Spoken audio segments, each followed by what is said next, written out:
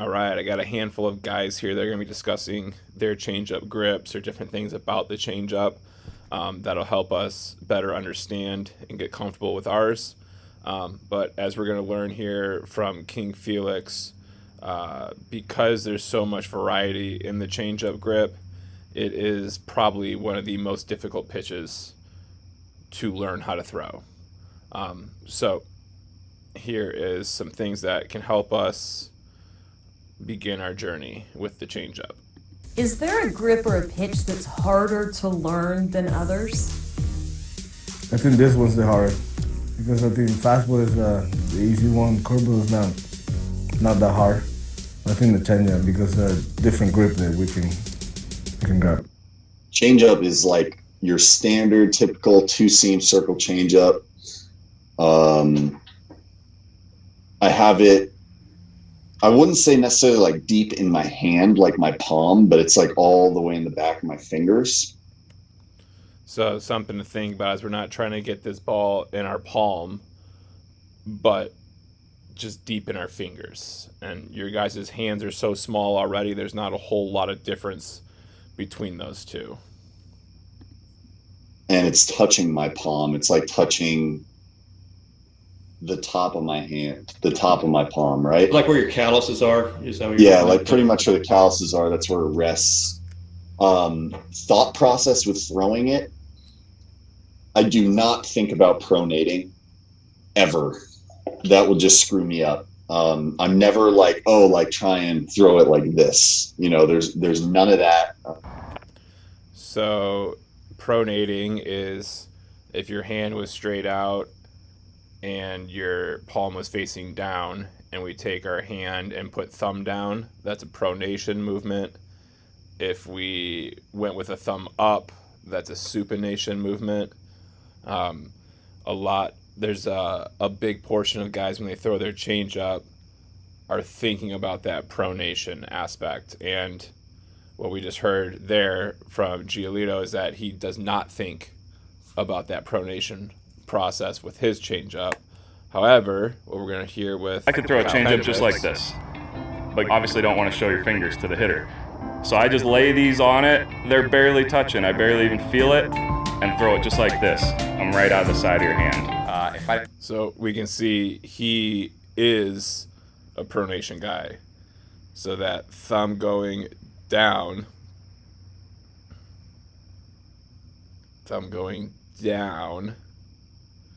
that's that pronation. And throw it just like this. I'm right out of the side. So he's thinking about doing that to help get his shape on his changeup. But just before, Ever. That will just screw we were me up. saying that With throwing it, I do not think about pronating ever. That will just screw me up. I'm never like, try and throw it like this. And then we got a guy who is saying that, oops, going the wrong way. They don't want to show your fingers to the hitter. So I just lay these That on he, it. in fact, They're is barely doing touching. I exactly barely that. even feel it, and throw it just like this. I'm right out of the side of your hand. So again, the changeup is a tough pitch because there's so much variety in how you can do it. So just right there out the gate, not even talking about where the fingers are at in the baseball, but thinking about what the wrist is doing. Two guys have very different thought processes. I didn't have a circle changeup. I don't even know if I would have made my high school baseball team. It's kind of the pitch that really has kind of made me who I was. But So we can hear there just the importance, though. Just because it's a tough pitch to be good at doesn't mean we don't practice it a lot, because we have to get good at it to be able to play high school baseball one day. I've always started with a circle. And because I throw a four-seam fastball, I've always tried to make sure that my changeup looks like my four-seam. So you can see there we got, instead of the index finger and the middle finger being the two fingers that are going across the horseshoe, we have the weaker fingers of the middle finger and the ring finger being up there, and then the pinky and the index finger just being on the sides of the baseball. Fastball. So I'm on the four seams, and when you throw it, The reason it makes it a circle is because when you're coming towards the hitter, you're showing them the circle part of your fingers. And as you kind of come, you're turning it over, you're going to get the four-seam action. So before we go to Zach Greinke, we got another guy who's describing the pronation process, but in his mind, we'll listen again, it's a different thought. He doesn't think about turning the wrist over. Let's listen to what he says again. And when you throw it, the reason it makes it a circle is because when you're coming towards the hitter, you're showing them the circle part of your fingers. And as you kind of come, you're turning it over, you're going to get the four-seam action. So the same end result, but in his mind, a completely different thought than what the other two guys were discussing, but going to achieve similar positive results. But my best pitch is probably my changeup, and just throw it as hard as I can, and it moves a lot. All right, one of the big things that we want to make sure we always remember is that when we throw the changeup, our grip is going to make it slower. We cannot try to take something off of the pitch to make it slower. We have to make it look just like a fastball, so we have to throw it just as hard and just as fast as the fastball, and the grip will make it slow. So listen to Greinke say that one more time. But my best pitch is probably my changeup, and just throw it as hard as I can, and it moves a lot. So you use and this. just practice and practice and practice. Try to. And how do you get good at it? Just practice and practice and practice. Try to get something to move, and eventually something started moving, and it became a good pitch. My best pitch. Like this. So then here's another example of the middle finger and the ring finger being the fingers around the top, going across the two seam there, and the thumb being on this bottom of the horseshoe over here with the index finger and the pinky on the sides of the baseball. Okay. So you can see that middle finger going over the two seam, thumb on the bottom of the horseshoe, and that index finger just making connection with the thumb. And again, it's not deep in the hand at all. You can see that gap there between the fingers. But again, this is a grown man's hand. You guys don't have the same size hand, so it's going to be tougher for you guys to throw this pitch still.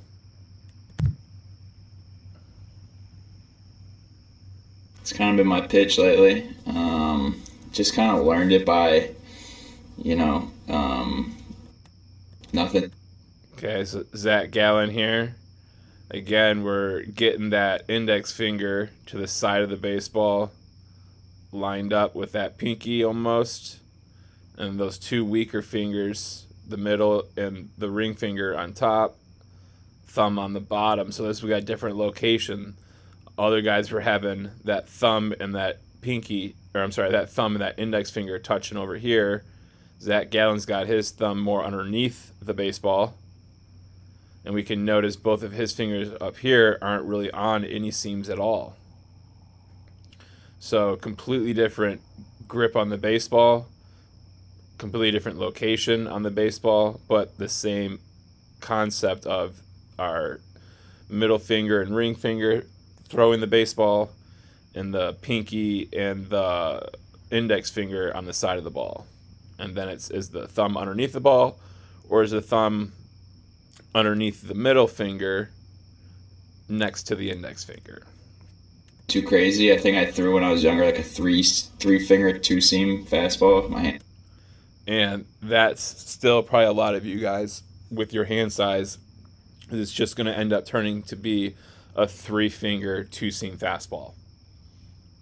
And then whether or not you got big enough hands to get the thumb underneath it or not Weren't big enough. will be Because my last change of grip was there.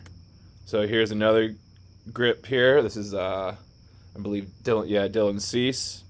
So similar-ish to Zach Gallen just before. We got the thumb underneath the baseball. We have the index finger and pinky off to the side of the baseball, but we got the pinky way down on this one. And then we got the weaker middle and ring finger more on top of the ball. Cutting. So this is how I grip my changeup. And oddly enough, even though I grip it with like a 2-seam grip, it actually has the same spin axis as my 4-seam, so it comes out like my 4-seamer. Yeah, so for me, like, my hand comes like this. So we can see that those fingers up there, same way. And so I like, the ball comes off like this, but it has a certain amount of like backspin to it. Okay. You know? So I have to find a way to tilt it like this, so it spins sideways. But I can't throw like this. It doesn't work. So what I had to do is I split it. It's almost like a split with these two fingers. This is going to be something that, again, you guys can't do because your hands aren't big enough.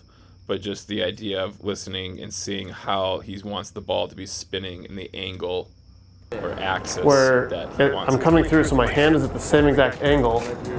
And then this finger slips off the ball. And then as my hand is turning over. So now let's just watch how that baseball is going to spin here. You know, this one slips, and then this one rolls the side, and then it spins this way, and it spins slower, so it has more drop to it. So we see that question there, do you change your release point? So because I've designed the grip to make the movement that I want, I try to throw it as hard as I can. So not thinking about arm slot or anything like that, just throw it as hard as I can. We've heard that from a couple guys now already. Here's Jake Arrieta. At my middle finger and ring finger inside those two seams right there. It's basically the same seams I use on the sinker. I just change the fingers here. Okay. So again, using those weaker fingers, getting that ring and middle finger on top in that 2-seam area. Pinky just kind of sets comfortably on the outside of the ball, and then there's the why circle. Why a lot of people call it the circle change is the thumb and the index finger create that circle, resemble that circle on the inside of the baseball. And from that point, all I try and do is allow the grip to do the work, and then let the hitter swing it. And to throw my. So allow the grip to do the work. Other than that, just throw it like your fastball. Changeup on the same position. I will put my fingers on seams, but I wanted to make sure that when I make the circle, my index was on the inside seam, so I'll have a better grip. So he was thinking about where he wanted that index finger to be on that part of that 2-seam there. That was important for him, and then everything else was based off of that. But again, that middle finger and ring finger being on better grip. Top. Strike 3. Nice changeup from Bobby Miller here, as we can see that movement down and into his arm side, and we can see how that ball is spinning. Fastball is thrown with full arm velocity. The same goes for the changeup. You want the hitter to think that a fastball is coming, and he sees fastball arm speed, but all of a sudden the grip of the changeup takes the velocity off the pitch. They can't see it. So we gotta throw it just like that fastball. Been hearing that all video. And here's some more good visualization of that ball and that path that we want to see out of a good changeup is that down and in to your arm side. The ball's not spinning that way, it's not going to move that way. So how that ball spins is going to let you know if you got a good changeup going or not. The same goes for the changeup. You want the hitter to let the hitter swing. And to throw my changeup on the same position. How sure that when I make this, how they're moving. Strike 3. Changeup. They are moving that way, and we're going to know we're on the right path. It's not spinning. Fastball is thrown with full arm velocity. The same goes for the changeup. You want the hitter to think that a fastball is coming, and he sees fastball arm speed, but all of a sudden the grip of the changeup takes the velocity off the pitch. They can't see it.